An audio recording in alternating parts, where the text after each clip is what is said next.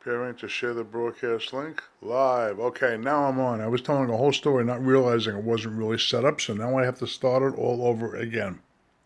So, my name is Mark Stone. I live in Brooklyn. I live in Tampa, Florida, but I come by the way of Brooklyn, New York, where I lived there for 36, 37 years. I've been in Florida ever since. Now, like many of us, I dabble on Facebook. And when you're on Facebook, you meet all sorts of people, all sorts of different propositions pop up, and occasionally somebody's trying to scam you. Now this lady contacts me and tells me she's what they call an angel. I says, "You're an angel? Well, where's your wings?" I say to her, and she starts to laugh. She thought it was funny, and I guess it was. She says to me she represents an organization that finds the families of adopted children. And I say, "Well, what does that have to do with me?"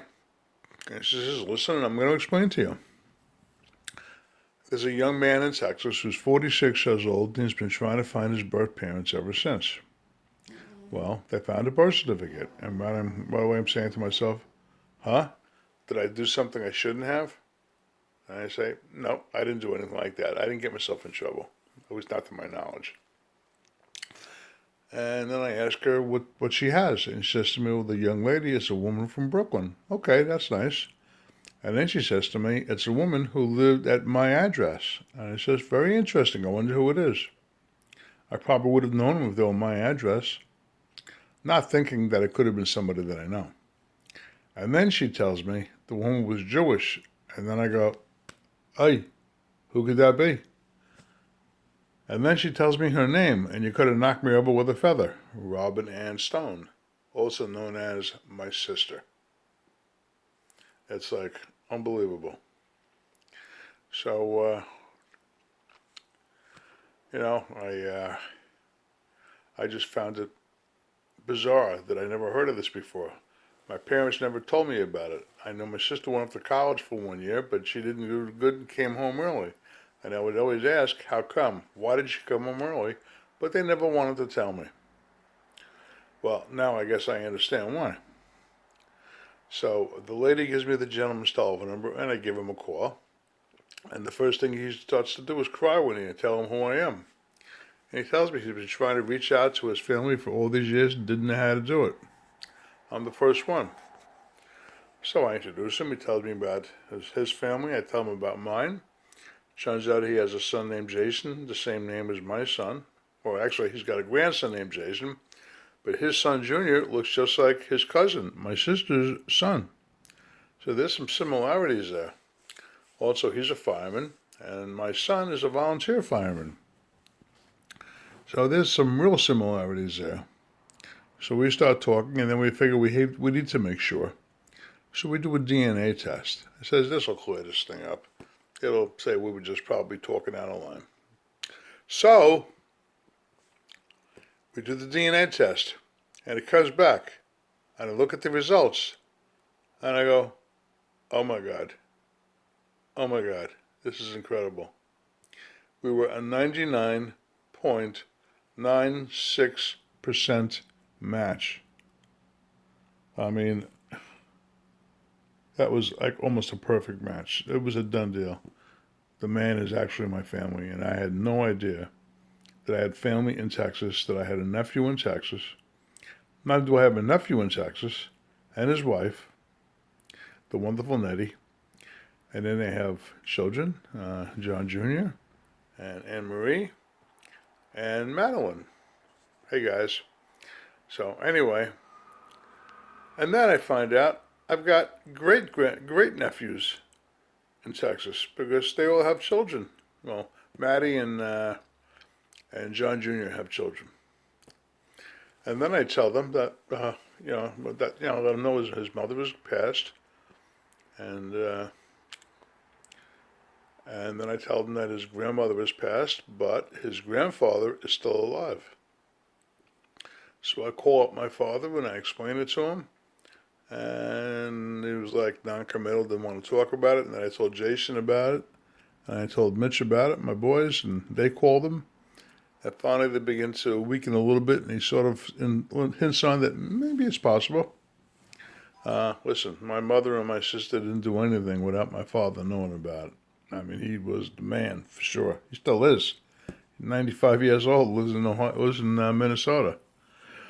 So I told my father about it, and then Jason arranges for my nephew in Texas to come up to Minnesota and meet him, his wife, his kids, and to meet his grandfather.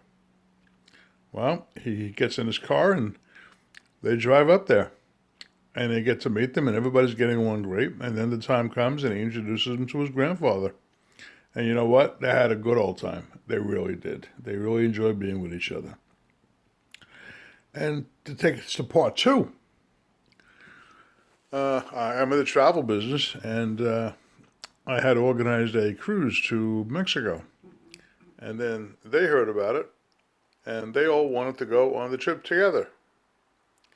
So I thought, well, that's a great idea. And all of a sudden, the cruise line changes the itinerary from Mexico to Cuba. And that's exciting because not many ships were going to Cuba at this point. And this just happened a few months ago. So we get a bunch of family members. We all went on this trip to Cuba. And my father got to see, again, not only his nephew, his grandson, he got to meet his great-grandchildren, his great-grandson John Jr. and his granddaughter, his great-granddaughter Anne Marie, and his great-granddaughter Madeline. And they went. That was incredible. And I'm forgetting something else. I left out a whole chapter. Before we did the cruise, I flew out to his house. We were invited, and it turns out that his daughter was getting married, so we were invited to the wedding. And so we got to meet the whole family and the brother-in-laws and the sister-in-laws and the parents who raised them and all. You know, they got to meet everybody. It was wonderful. And then at the wedding itself, they asked me to get up to speak. And I made a little prayer for them and surprised them with a couple of gifts. And John sitting in the front row, my nephew crying like a baby.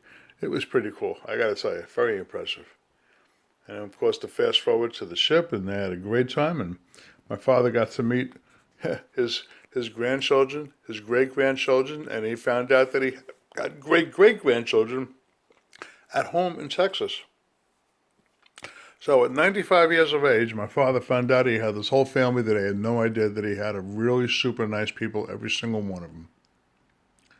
And now on top of that, this coming February, next month, I'm going up to Brooklyn with Terry and my nephew John and his wife Nettie and my son Mitch, and we're flying up to Brooklyn, and we're going to meet John's stepbrother and his half brother and his half sister, and they're going to meet. Well, he'll be meeting his half brother for the first time.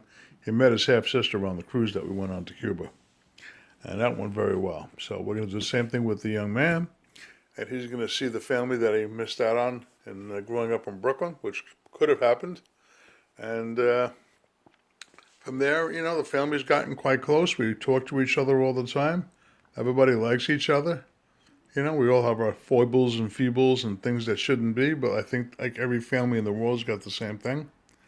But the point is that this family, we just came alive. The size of the family just doubled in one fell swoop. And it's just my pleasure. And the next time I come on, it'll be for a little bit, but I'm going to have my nephew John with me, and the two of us are going to fill up the screen and talk. Okay? So this is my first time ever doing a YouTube video. I hope somebody actually looks at this and sees it. And I see I have no thumbs up, I have no thumbs down, I have no contents, and I don't think anybody's watching because there's a million people doing this. But I just thought this was an interesting story, interesting to talk about. So you folks take care and be good. Thank you.